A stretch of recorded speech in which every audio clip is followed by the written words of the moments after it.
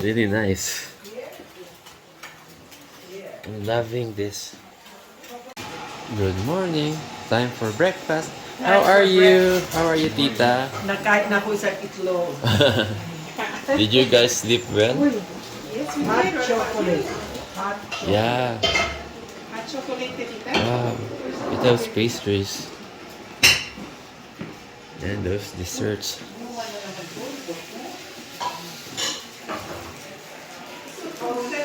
How sweet naman yung Yeah, I got pancake. Cheese, spinach, potato. Okay, this is cheese. What's it? Spinach. Spanish. Potato. Potato. Okay. Which one? Which one? Cheese. Okay. Cheese. Okay. Thank you. We're seated over there on the table. So they're creating a pancake for me. Onu seçmece verin.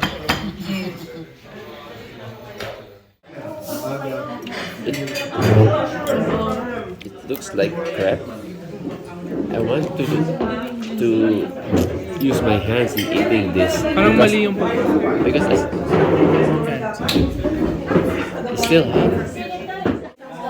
Can we have Cheese. Lots of cheese. Different kinds of cheese. You're having coffee while I'm having wine. Tama ba yun?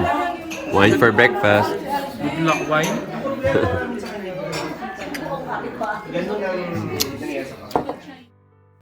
After breakfast, we've still got some time to explore the area surrounding our hotel before we head to the bus for our tour proper. This is the view just outside our hotel. There are a lot of man cave dwellings in these mountains. The sandstone, which isn't that hard, made it easy for the locals to carve out caves large enough to create their own homes inside. We'll get to see a lot of these later in our itinerary. But for now, let me share with you briefly our adventures yesterday.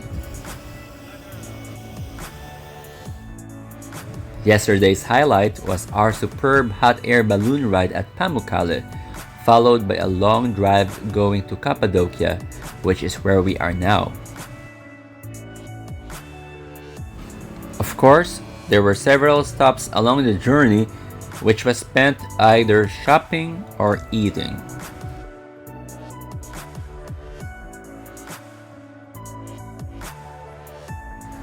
And now, let me share with you the view of our beautiful cave hotel in Cappadocia.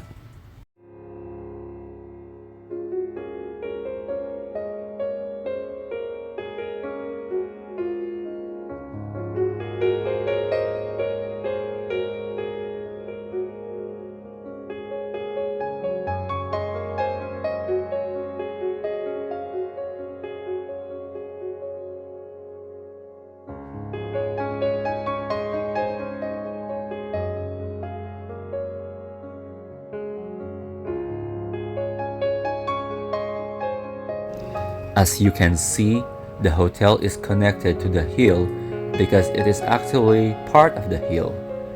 Every spot in this hotel is Instagrammable.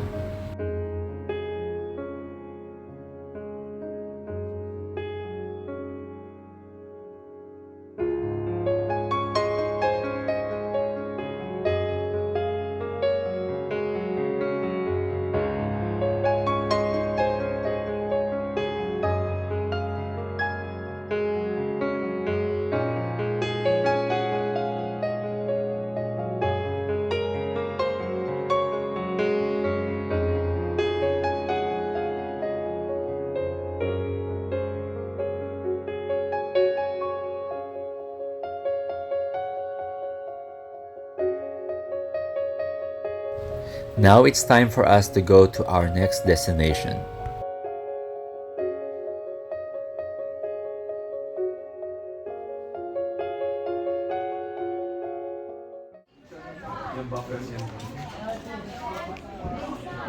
Gaganda ng mga carpets.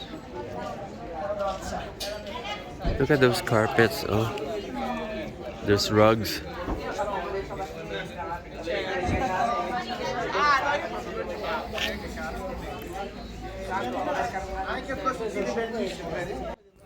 Today, we visit the incredible underground city of Kaimakli, where early Christians lived secretly in order to survive and keep their faith. In Cappadocia, there are at least 35 underground cities. Kaimakli has 8 floors, but only 4 floors are open to visitors. The tunnels go as deep as 130 feet, a winding labyrinth of narrow passageways, rooms, and air shafts. As a hiding place of early Christians from persecution, the tunnels in Kaimakli are very low, very narrow, and much steeply inclined. How narrow it is? Only one person at a time can enter a tunnel, and the early Christians intentionally made it that way, as a means of defense, since it will be easier for them to defend an intruder if only one person at a time can enter the tunnel.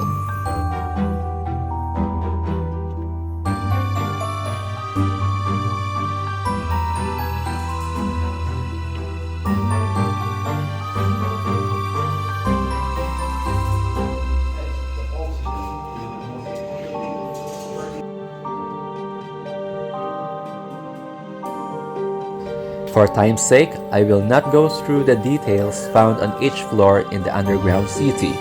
It will be best for you to come here and experience how life must have been for early Christians living here. No electricity, no running water. But we can realize that the passages connect water tanks, kitchens, food stores, ventilation chimneys, and churches.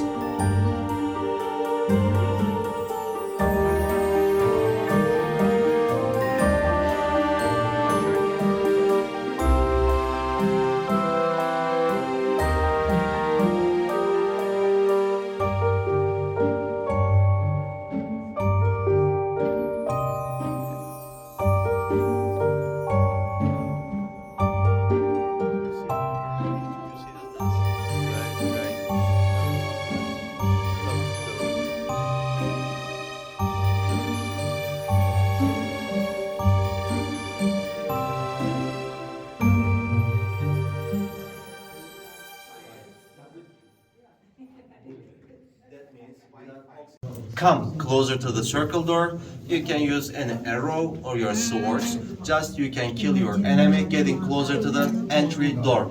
As you see, just interior part of the stone door, there is any space that you can pull and push back.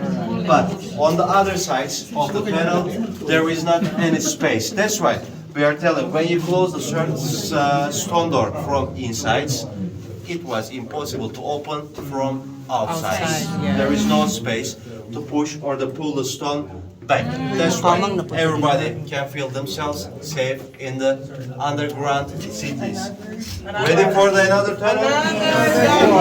Age, what floor are we now? We are almost in the middle of the two and the third one. Second floor. This is just a second floor. Second floor. Okay.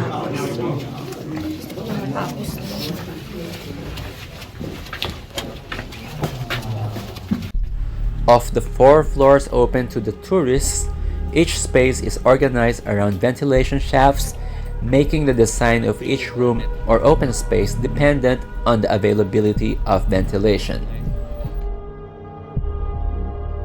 Did I mention that this undercity consists of 8 levels below ground?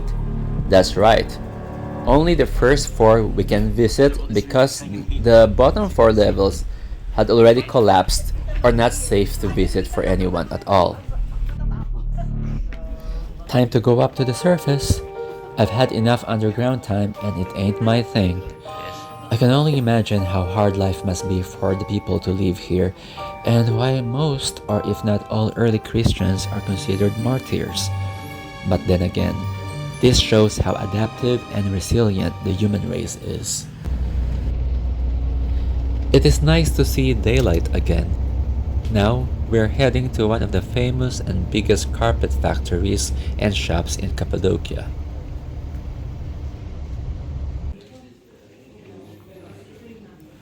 Turkey is popular for its handmade carpets because of the Turkish double knot weaving method.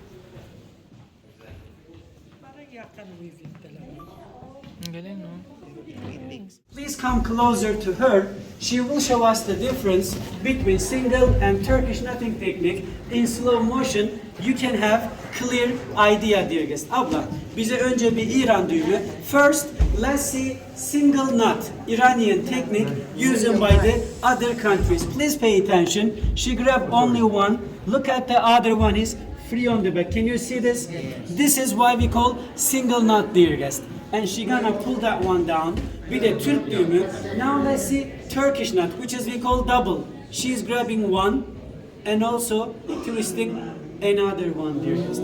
Bir daha, let's see one more time double knot, Turkish knot. We can have clear idea.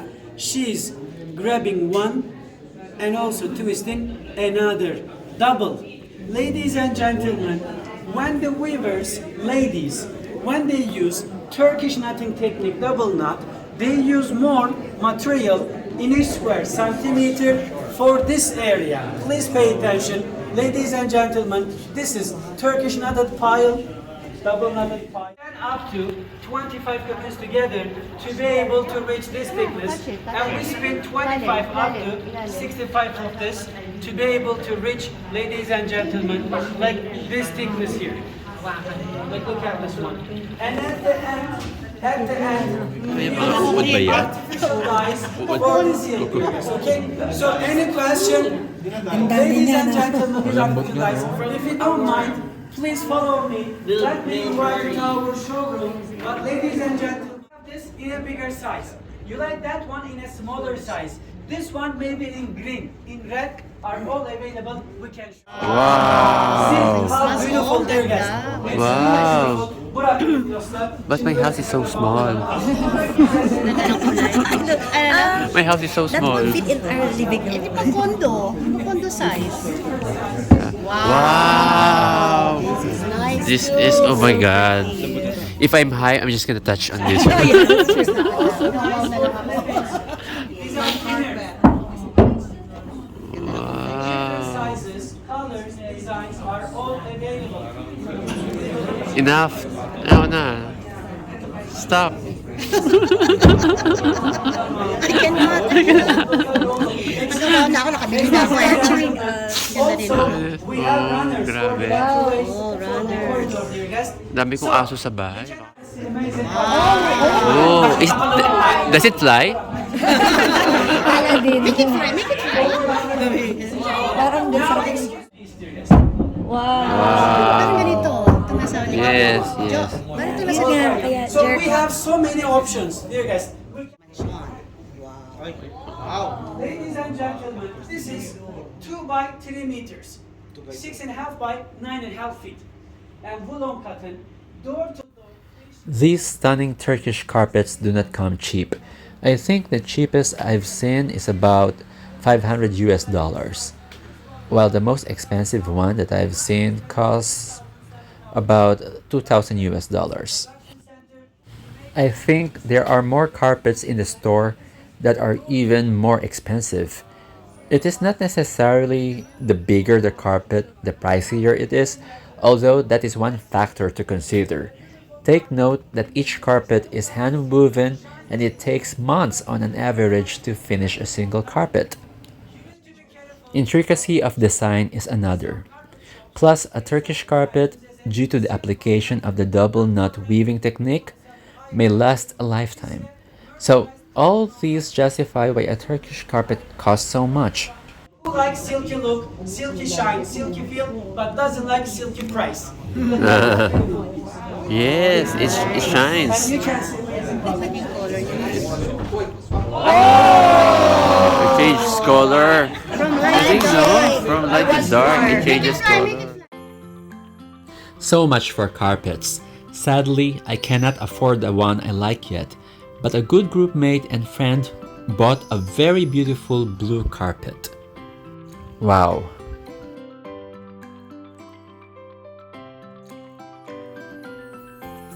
By now, we're a bit famished. Grateful that there's a big restaurant nearby. And it looks very promising.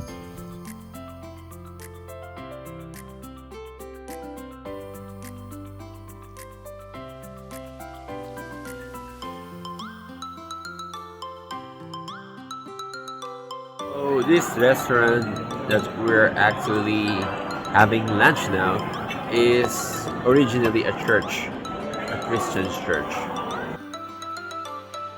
I'm not really quite sure, but if you ask me, it really looks like that this used to be a church, then converted into a restaurant.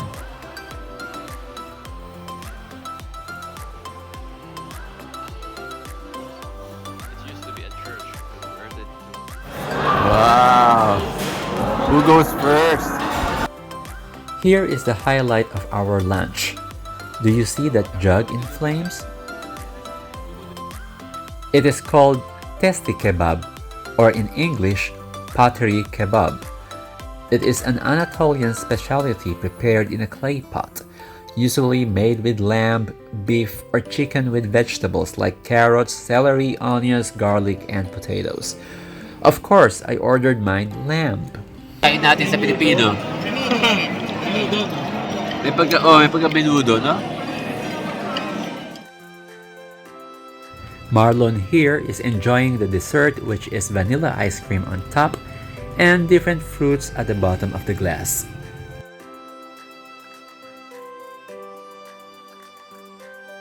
Off to our next destination, the scenic Goreme National Park and the rock sides of Cappadocia.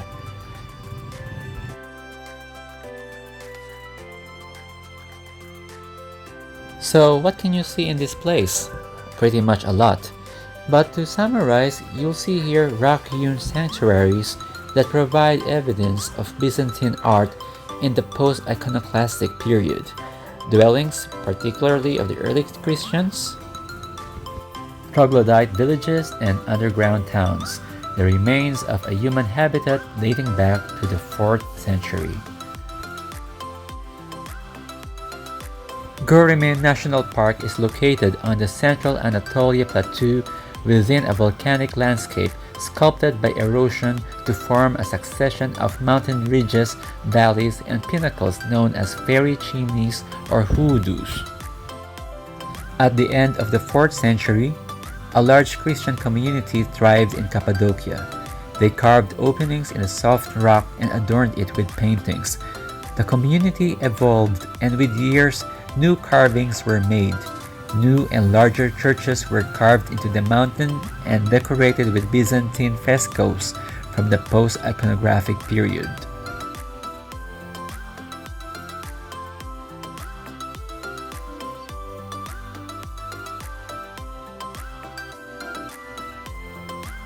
Unfortunately, but for a good reason for the preservation of the place, we are not allowed to take pictures and videos of the Byzantine paintings and artworks inside these man-made caves.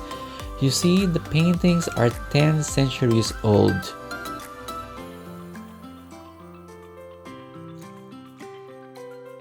I am full of awe as I roam Goreme National Park.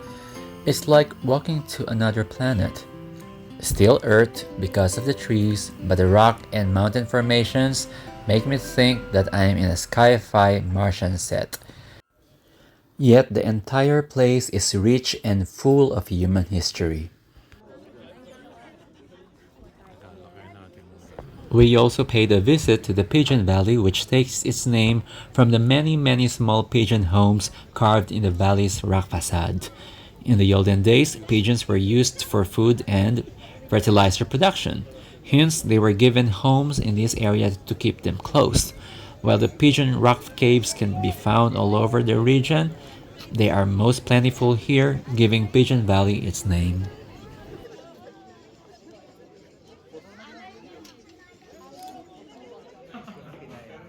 Finally, after a long day, we are back in the hotel for a hearty dinner.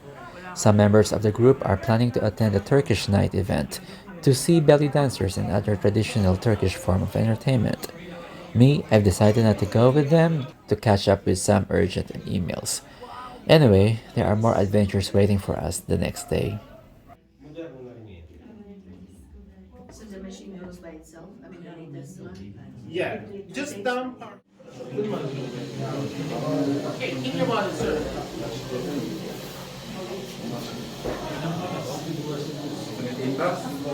Traffic. There will be the traffic for sure. While we are crossing from Asia to the Europe. So here's the meal. What do you call this kind of kebab?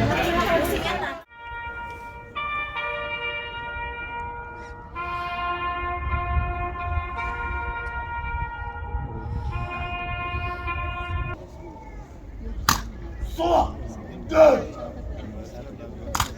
Tüfek, omza. İstikamet yuva. Uygun. Boş.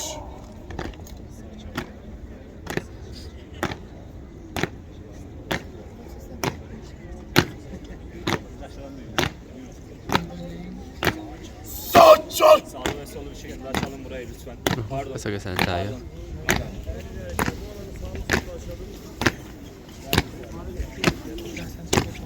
Doymadım. Boş. Omza. Sesiniz. Geriye. Dön. Mücadele. Var.